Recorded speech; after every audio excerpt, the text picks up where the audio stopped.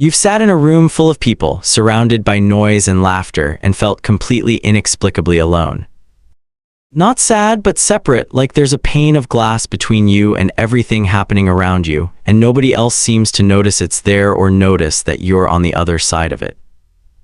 And you've tried to explain that feeling before, you have tried. And whoever you explained it to said something like, "Yeah, I get that sometimes," in exactly the tone that made it obvious they really don't. If something in that landed somewhere for you, you're in the right place.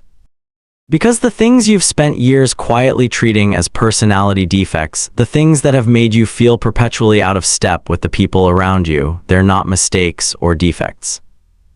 They're simply part of your nature. These are 7 signs that feel abnormal and why they're the source of everything. Let's start with the one that gets misread the most. After a full day of people, even ones you actually like, sometimes people you love, you come home and you're not just tired, but hollowed out in a way that sleep doesn't immediately fix. You need to be alone with the same urgency that other people need air. This is neurological. Elaine Aron's research on what she termed highly sensitive persons, individuals whose nervous systems process stimulation at a deeper level, showed that social interaction costs this population more cognitive and emotional energy than it does for the average person.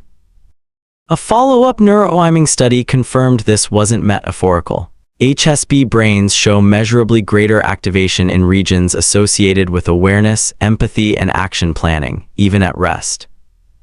The dinner party that leaves your friend feeling energized is running on the same fuel you use to function, and you've been burning through it all evening. Some people call this antisocial. People who have never thought about the actual mechanics of what's happening inside you will say trying to help. You just need to get out more. And the frustrating thing is that you can't fully explain why that's exactly backwards because the explanation is longer than the conversation allows. Solitude isn't pulling away. It's returning to yourself, and the thing is, you can't stay on the surface of anything, including this. Right now, part of your brain is already interrogating what I'm saying, looking for the layer underneath the layer. Someone will tell you that's just how it works. And something in you treats that as an incomplete answer. You have earnestly tried to just accept things at face value, to let conversations end where other people are comfortable ending them. But your brain registers surface-level explanations the way a locked door registers your hand. There's something on the other side, you can feel it. This makes you thorough in ways people rarely acknowledge. And it makes conversations exhausting because you're 3 levels deep into something while the other person closed the tab 5 minutes ago and has moved on. The thing about being attuned to what's beneath the surface is that it extends to people too. You catch things. The half-second pause before someone says, "I'm fine." The way a room's energy shifts before anyone said anything that explains why. You've noticed the exact moment someone decided to stop being honest with you mid-conversation. You could feel the shift before they finished the sentence. And you've probably been told at some point by someone who meant it kindly that you're too sensitive or you overthink everything. The profound irony of that is in many of those moments you were picking up on something completely real about them, something they hadn't acknowledged in themselves yet. This emotional perceptiveness is not enhanced imagination. It's pattern recognition, cataloging what other people filter out as irrelevant. The exhausting part is feeling it and being surrounded by people who don't know they're broadcasting, and then something breaks, a real crisis. The kind where others start unraveling, where voices get louder and decisions get worse and the room starts to feel like it's contracting. You go quiet.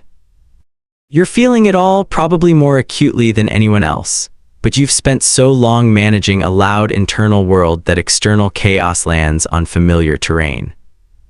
You've already lived versions of this inside your own head, so while other people are reacting to the emergency, you're somewhere just behind your own eyes, processing it and then moving. People are consistently surprised by this. You've been the most steady presence in situations that demanded it. And afterward, once everyone moved on, you sat down and felt the full weight of what happened in a way no one ever witnessed, which is partly why small talk is its own kind of suffering, not shyness. That's not what this is. You can talk for 3 hours straight about the right things, but the ritual of surface conversation, the slow, careful dance of social warmth that has no real destination. Something in you checks out immediately. You're not being dismissive, but your brain is already looking for the actual conversation underneath the social preamble. And when that doesn't exist, there is nothing to hold on to. The people who know you well understand this about you. One-on-one, you give them everything. In a group of 12, you're pleasant and present and somewhere far away at the same time. And that feeling of being far away, even when you're physically right there, that one goes back a long time, doesn't it? You felt slightly outside of things most of your life, not excluded. You might have been perfectly included, perfectly liked, but outside in a more precise way, like everyone was handed the same basic instruction manual for how to exist socially. And yours was a different edition. Different enough that every room requires a translation before you feel understood. The loneliness in that isn't about lacking connection. It's about the exhaustion of translating yourself constantly for the way you receive the world. And underneath all of it, underneath every single thing on this list, there is this ache that the person you are right now is not the person you're capable of becoming. You sense your own potential the way you sense something in your periphery. It's unmistakably there, but when you turn to face it directly, it shifts. The gap between who you are and who you sense you could be keeps you moving on the good days. And on the harder days, it sits at the edge of 2 in the morning with a full catalog of every decision you've ever made. The psychologist Drovsky called this kind of inner tension a sign of advanced psychological development. The uncomfortable awareness of the distance between your actual self and your possible self isn't dysfunction. It's the experience of someone still in motion. The people who no longer feel that ache stopped feeling it because they stopped looking up. The things that have made your life harder, the sensitivity, the inability to coast through a world that seems perfectly happy staying shallow, none of those developed by accident. They are some of the most sophisticated ways a human being can function. The glass wall you built between yourself and other people, it's real, it's not in your head. Or it is in your head, just not in the way that phrase usually means. Some people will never understand what it's like to be inside the way you're inside, so find the ones who do. One more thing, if you've watched this far, there's a reasonable chance your brain doesn't switch off when the day ends. And that the gap between who you are and who you want to be isn't just philosophical. It's showing up in your sleep, your focus, and the general low-level static that makes it hard to actually move toward anything. There's a link in the description and pinned comment to a bundle I think a lot of you watching this will find genuinely useful. It's a set of 7-day guides built specifically around the things that sensitive, deep-thinking people tend to struggle with, clearing the mental backlog. Rebalancing your dopamine so it stops reaching for noise and distraction, getting your sleep working properly rather than just reading about why it isn't.